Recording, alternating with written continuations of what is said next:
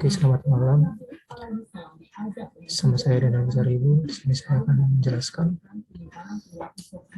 mengenai materi jaringan komputer karena saya terdapat di bagian jaringan komputer. Dari sini kita akan mengenal lebih dalam apa itu jaringan komputer. Di sini sudah terdapat beberapa submateri dari definisi jaringan komputer, secara jaringan komputer, jenis-jenis jaringan komputer berdasarkan definisi, sampai kepada kesimpulan. Nah, sebelum masuk jaringan komputer lebih dalam, kita harus mengenali terlebih dahulu apa sih sebenarnya itu pengertian dari jaringan komputer itu sendiri. Yang pertama yaitu definisi jaringan komputer. Untuk mengenal lebih dalam mengenai jaringan komputer, kita harus memahami terlebih dahulu apa itu jaringan komputer. Nah, berdasarkan ini saya ambil dari dua sumber, yaitu pertama dari Wikipedia dan satu lagi dari Google.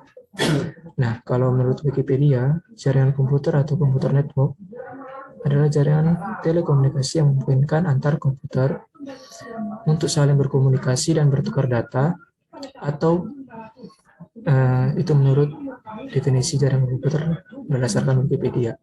Dan definisi lain dari jaringan komputer yaitu gabungan dua komputer atau lebih yang saling terhubung satu sama lain dengan memakai suatu media yang bertujuan untuk berbagi resource atau penyimpanan. Setelah kita mengetahui tentang definisi dari jaringan komputer, selanjutnya kita akan membahas mengenai sejarah jaringan komputer. Nah, sejarah jaringan komputer awal sekali dimulai dari munculnya ide atau gagasan untuk menggunakan satu komputer secara bersama-sama. Proyek ini dijalankan oleh sekelompok periset dari Universitas Harvard di laboratorium Bell yang diketuai oleh Howard Aiken. Nah, pada saat itu, pada tahun 1950, mereka berhasil menciptakan sesuatu yang namanya superkomputer, di mana sistem yang bernama TSS atau Time Sharing System ditemukan pada waktu yang bersamaan. Momen ini juga merupakan sejarah penting di mana pada saat itu juga jaringan komputer diaplikasikan pada tahun 1950 oleh tim periset dari Universitas Harvard. Nah, bersamaan dengan waktu berjalan dengan seiring waktu, pada tahun 1992 ditemukan juga yang bernama dengan namanya Transmission Control Protocol atau disebut dengan TCP. Kemudian 2 tahun berselang ditemukan yang namanya DNS atau Domain Name System. Lalu yang berikutnya, setelah 6 tahun berikutnya, ternyata ditemukan lagi suatu program yang bernama World Wide Web atau yang dikenal dengan nama WWW. Ini berhasil ditemukan oleh tim Berners-Lee pada tahun 1990. Dan hingga saat ini, jaringan komputer mengalami perkembangan yang sangat pesat hingga sekarang. Selanjutnya kita akan masuk pada jenis-jenis jaringan komputer. Setelah membaca beberapa ulasan di atas, kita akan mengenal lebih dalam tentang jaringan komputer, yaitu jenis-jenis jaringan komputer. Sebenarnya ada 7 jaringan komputer dan kita akan bahas satu-satu. Pertama itu ada PAN atau Personal Area Network. Kalau jenis jaringan komputer ini menyakup wilayah yang kecil, hanya berjarak 4 meter sampai 6 meter. Dan jaringan ini hanya diterapkan pada kantor dan rumah. Biasanya banyak digunakan untuk keperluan internet stop printer dan tidak memerlukan resource yang besar untuk menggunakan jaringan ini. Dan di sini kita lihat ya, jaringan PAN ini jangkauannya tidak luas begitu, hanya 4-6 meter saja. Dan kalau sudah lewat dari 4-6 meter, jaringan ini akan hilang atau loss. Makanya disebut dengan personal area network. Hanya terbatas satu personal atau satu wilayah tertentu. Nah, selanjutnya kita akan masuk kepada jenis jaringan komputer yang kedua, yaitu LAN atau Local Area Network. Nah, Local Area Network ini menghubungkan perangkat jaringan dalam kondisi jangkauan yang relatif kecil. Contoh penerapannya itu jaringan pada sekolah, rumah, dan kantor. Banyak orang cenderung menggunakan konektivitas tertentu, terutama pada token ring dan Ethernet. Selain itu, LAN juga menyediakan teknologi jaringan wireless dengan menggunakan Wi-Fi atau yang dikenal dengan WLAN atau Wireless Local Area Network. Di sini kita bisa melihat ya gambar dari jenis jaringan komputer LAN atau Local Area Network. Yang selanjutnya yaitu CAN atau Campus Area Network. Campus Area Network dapat dibilang memiliki kesamaan dengan MAN, namun lebih terbatas dalam ruang lingkup suatu universitas atau kampus atau akademisi. Jaringan ini lebih banyak digunakan untuk keperluan praktek, lab, email, pembaruan kelas, dan lain sebagainya. Nah, yang perlu dipelajari yaitu gabungan dari LAN-LAN ini akan membentuk sebuah MAN, dan gabungan dari MAN-MAN ini akan membentuk sebuah yang namanya WAN. Dan gabungan-gabungan dari WAN ini akan membentuk sebuah yang namanya internet. Jadi, strukturnya yaitu internet itu berasal dari WAN dan gabungan-gabungan dari MAN dan gabungan-gabungan dari LAN. Selanjutnya kita akan membahas mengenai MAN. MAN adalah jaringan yang menghubungkan antara satu perangkat komputer dengan perangkat lain dalam ruang lingkup kota. Nah, di sini kita sudah tidak asing lagi dengan istilah namanya metropolitan yang artinya kota. Berarti ini jenis jaringan komputer yang menghubungkan antar kota pada jaringan yang sama. Jenis ini lebih besar dari LAN atau gabungan dari jenis jaringan LAN tadi. Nah, sehingga terbentuklah yang namanya Metropolitan Area Network atau MAN. Selanjutnya yaitu ada WAN atau Wide Area Network. Nah, gabungan-gabungan dari MAN tadi ini disebut dengan WAN yang tersebar secara geografis. Jaringan WAN mendukung untuk menggunakan teknologi seperti ATM, X25 serta frame relay untuk konektivitas yang lebih jauh lagi. Ini adalah gambar dari jaringan WAN atau Wide Area Network, dan ini ya adalah jaringan struktur gambar jaringan dari MAN. Ya, kalau kita lihat dari sini ya, jaringan Wide Area Network ini jangkauannya sudah lebih besar daripada MAN. Nah, selanjutnya kita akan membahas itu jenis jaringan komputer yaitu internet. Nah, dari gabungan-gabungan WAN itu tadi terbentuklah yang namanya internet. Nah, jadi internet ini merupakan jaringan komputer terbesar yang diciptakan oleh manusia. Ruang lingkup dari internet mencakup hampir seluruh penjuru dunia. Siapapun yang mengakses berbagai sumber informasi dalam berbagai perangkat komputer, seperti PC atau kita disebut dengan komputer, smartphone, laptop, tablet, TV, dan lain sebagainya. Nah, ini adalah gambar dari jenis komputer jaringan internet. Ini sudah mencakup seluruh dunia ya, kalau membahas mengenai jaringan komputer internet sendiri. Yang terakhir, yaitu ada jenis jaringan Virtual Private Network atau VPN. Nah, jenis jaringan komputer ini memang agak berbeda ya, karena dia merupakan salah satu solusi untuk menyediakan koneksi internet yang lebih aman. VPN dapat membuat jalur aman untuk kebutuhan transmisi data. Saat ini banyak sekali platform yang menjual VPN secara gratis maupun menyediakannya secara akses premium. Nah, dan di sini sudah ada terdapat 7 ya jenis jaringan komputer, mulai dari PAN atau Private Area Network, kemudian ada Local Area Network atau LAN, kemudian ada Campus Area Network atau CAN, ada MAN Metropolitan Area Network, ada WAN Wide Area Network, dan ada internet, dan yang terakhir ada Virtual Private Network. Oke. Nah, pada poin keempat kita akan membahas yang namanya jenis jaringan komputer berdasarkan transmisinya. Oke. Nah, berdasarkan fundamentalnya, jaringan komputer terbagi menjadi dua, yaitu berdasarkan jarak dan transmisinya. Namun pada kali ini kita akan membahas jenis jaringan komputer berdasarkan transmisinya saja. Nah, jenis jaringan komputer berdasarkan transmisinya dibagi menjadi dua, yaitu Yang pertama ada broadcast dan point-to-point, dan kita akan membahas satu persatu. Nah, jaringan broadcast merupakan salah satu saluran komunikasi tunggal yang digunakan secara bersama-sama oleh beberapa perangkat device yang saling terkoneksi ke jaringan sana. Paket merupakan pesan berukuran kecil yang dikirim oleh suatu mesin menuju mesin lainnya. Field dari alamat berisi keterangan mengenai kepada siapa tujuan paket tersebut akan dikirimkan. Apabila paket tersebut tertuju pada dirinya, maka akan segera diproses. Jika paket terkirim ke mesin yang lain, maka mesin otomatis akan mengabaikannya. Jadi begitulah mengenai jaringan broadcast tadi. Selanjutnya kita akan membahas mengenai jaringan point-to-point. Jenis yang kedua adalah jaringan point-to-point yang tersusun atas beberapa koneksi pasangan individu dari satu perangkat menuju perangkat yang lain. Untuk dapat mengirim sebuah paket ke tujuan alamat, maka perlu melewati beberapa mesin perantara, sehingga seringkali akan melewati banyak route yang kemungkinan berbeda oleh jarak.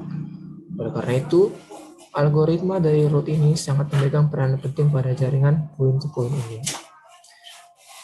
Nah, di poin yang kelima kita akan membahas mengenai topologi jaringan komputer. Pada pembahasan kali ini akan dibahas tentang beberapa topologi jaringan komputer yang tersedia dan digunakan pada aktivitas manusia. Yang pertama yaitu ada topologi bus. Ya. Kenapa dibilang topologi bus? Karena dia gambarnya mirip seperti bus. Ya.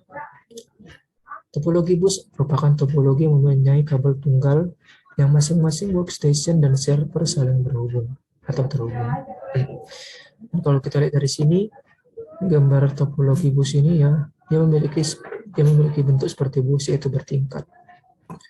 Nah, kelebihan dari topologi bus ini yaitu ketika melakukan pengembangan jaringan dan workstation baru akan tidak mengalami gangguan pada workstation yang lain.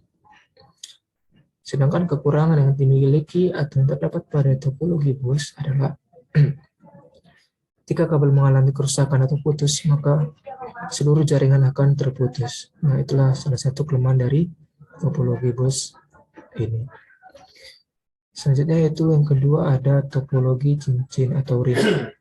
Topologi ring ini dikatakan topologi ring karena dia memiliki bentuk yang mirip seperti cincin. Bisa kita lihat pada gambar yang memiliki bentuk seperti cincin. Ketika semua perangkat telah terhubung, sehingga menyerupai cincin atau berpola lingkaran. Jadi, setiap workstation akan menerima informasi dari satu perangkat ke perangkat yang lain. Kelebihan dari topologi ini yaitu tidak akan terjadi collision atau tabrakan antar data. Sedangkan kekurangan dari topologi ini yaitu salah satu mode mengalami permasalahan, maka seluruh jaringan yang ada pada topologi ring ini akan mengalami gangguan atau error. Ketiga ada topologi star. Topologi star ya, topologi yang memiliki bentuk seperti bintang atau topologi bintang. Merupakan topologi masing-masing workstation memiliki jalur yang terhubung langsung melalui server atau hub. Kelebihan dari topologi star ini adalah jika salah satu workstation mengalami gangguan, maka tidak semua jaringan akan mengalami hal yang sama. Itu adalah salah satu keunggulan dari topologi star ini. Ya. Sebaliknya, kelemahan dari topologi star ini membutuhkan biaya yang besar karena membutuhkan sumber daya kabel yang banyak. Karena dia memiliki bentuk yang bercabang-cabang seperti bintang. Dan bisa kita lihat gambar dari topologi bintang ini atau topologi star. Nah, topologi yang keempat yaitu topologi pohon atau topologi tree. Topologi tree merupakan gabungan dari topologi star dan bus. Topologi jaringan ini menyerupai bentuk akar pohon yang dapat bilang hanya perangkat hub saja yang terhubung langsung menuju bus pohon, dan setiap hub berfungsi sebagai akar dari pohon. Bisa kita lihat topologi dari pohon ini ya, dia memiliki struktur seperti pohon, bentuknya seperti pohon. Kelebihan dan kekurangan dari topologi tree ini sama dengan topologi bus dan star, Namun dengan menggunakan jaringan pohon ini atau hybrid, mendukung adanya perluasan jaringan yang lebih baik lagi. Nah, yang terakhir kita akan masuk pada topologi yang terakhir pada jaringan komputer, yaitu topologi mesh ya. Topologi mesh sering dipakai ketika terdapat suatu kondisi di mana tidak ada jaringan hubungan komunikasi yang terputus secara absolut atau antar mode dalam jaringan komputer. Nah, begini adalah bentuk dari eh, topologi mesh itu sendiri ya. Ini adalah gambar dari topologi mesh-nya. Kelebihan dari topologi mesh ini sendiri yaitu komunikasi antar komputer yang lebih cepat serta keamanan lebih terjamin. Sedangkan kekurangannya yaitu memerlukan biaya yang lebih besar dalam penyediaan kabel, sama seperti topologi star yang tadi ya, atau topologi bintang. Lanjut kita masuk kepada poin yang keenam, yaitu ada macam-macam perangkat jaringan komputer. Nah, untuk mendukung perangkat jaringan komputer ini terdapat macam-macam perangkat jaringan komputer. Yang pertama yaitu ada server. Server berfungsi sebagai tempat atau media untuk menyimpan informasi serta mengelola jaringan komputer. Server memiliki spesifikasi yang lebih tinggi dari klien karena tujuan dibuatnya server memang untuk melayani komputer klien. Yang kedua yaitu ada NIC atau Network Interface Card. NIC disebut juga dengan LAN card, expansion board, yang digunakan supaya komputer dapat terhubung dengan jaringan. Ethernet terbagi menjadi 4 jenis, yaitu Ethernet 10 MB per detik. Ini yang selanjutnya itu Fast Ethernet 100 Mbit per detik. Dan yang ada Gigabit Ethernet 1000 megabit per detik dan 10 gigabit atau 10.000 megabit per detik. Yang ketiga yaitu ada kabel jaringan untuk menghubungkan satu perangkat dengan perangkat yang lain. Yang keempat adalah hub dan switch. Switch merupakan perangkat jaringan komputer yang berfungsi untuk menghubungkan beberapa komputer. Secara fisik, bentuk dari switch dan hub sama. Namun jika dilihat dari sisi logika, switch sama dengan bridge. Switch memiliki dua tipe, yaitu unmanaged switch yang merupakan tipe termurah dan managed switch yang merupakan tipe termahal. Yang selanjutnya itu router atau penguat sinyal ya kalau nggak salah ini. Router adalah perangkat Jarcom yang berfungsi untuk menghubungkan jaringan LAN ke dalam suatu jaringan luar, serta mengelola lalu lintas dari data di dalamnya. Router dapat menentukan jalur terbaik karena memiliki tabel routing untuk melakukan filtering terhadap semua alamat dalam jaringan. Yang keenam adalah bridge atau jembatan, adalah sebuah piranti yang digunakan untuk meneruskan lalu lintas antara segmen jaringan berdasarkan informasi pada sebuah data link. Bridge juga merupakan fungsi untuk membagi jaringan yang besar menjadi beberapa jaringan kecil. Yang ketujuh ada modem, perangkat yang digunakan untuk menghubungkan antara perangkat komputer dengan penyedia layanan internet atau disebut dengan Internet Service Provider atau ISP. Sini bisa kita lihat gambar dari modem, yaitu modem Telkomsel 4G LTE. Yang selanjutnya yaitu perangkat komputer repeater, adalah suatu perangkat yang berfungsi untuk memperkuat dan meregenerasi jaringan sinyal yang masuk. Repeater berusaha mempertahankan integritas dari sinyal jaringan. Kelemahan dari repeater ini sendiri tidak dapat melakukan filter trafik dalam jaringan. Yang terakhir ada wireless card. Wireless card merupakan perangkat yang wajib digunakan apabila Anda ingin terhubung ke dalam jaringan kabel. Rata-rata komputer jenis terbaru sudah menggunakan perangkat ini. Namun Anda juga bisa menambahkan sendiri pada perangkat komputer yang kita miliki. Oke, yang selanjutnya kita akan masuk pada poin yang ketujuh, yaitu manfaat dari jaringan komputer itu sendiri. Ya, sini ada 5 manfaat dari jaringan komputer, yaitu untuk menjaga dokumen, yang kedua untuk menjaga manajemen keamanan data, manfaat yang ketiga yaitu memudahkan berkomunikasi, yang keempat menyampaikan informasi secara cepat, dan yang kelima membantu aktivitas manusia. Nah, ini adalah beberapa, hanya 5 saja. Sebenarnya ada banyak manfaat dari jaringan komputer. Selanjutnya kita akan membahas poin yang ke-8, yaitu dampak buruk dari jaringan komputer itu sendiri. Yang pertama yaitu biaya network. Nah, kenapa dikatakan biaya network? Karena jaringan komputer ini